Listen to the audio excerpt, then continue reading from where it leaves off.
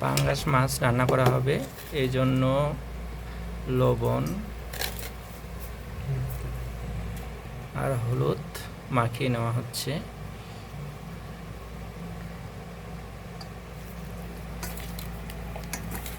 মাছ ভাজার জন্য তেলটা আগে পর্যাপ্ত পরিমাণে গরম করে নিতে হবে, তারপরে আস্তে করে ছেড়ে দিতে হবে।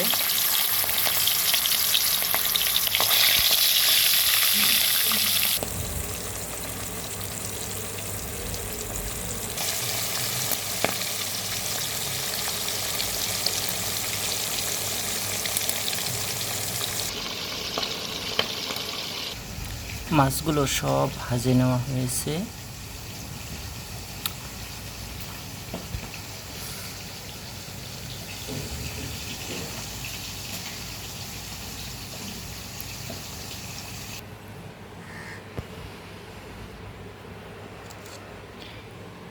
যেহেতু মাছের সাথে আলু রান্না করা হবে, তাই আলুগুলো একটু লাল লাল করে ভেজে নিতে হবে।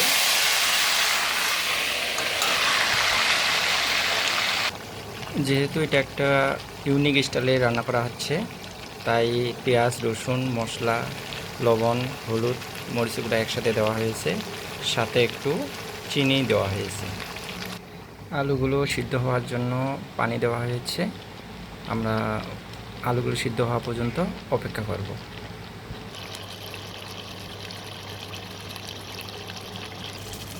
ঝোলের জন্য পানি দেওয়া হয়েছে, এখন মাছগুলো দেওয়া হবে।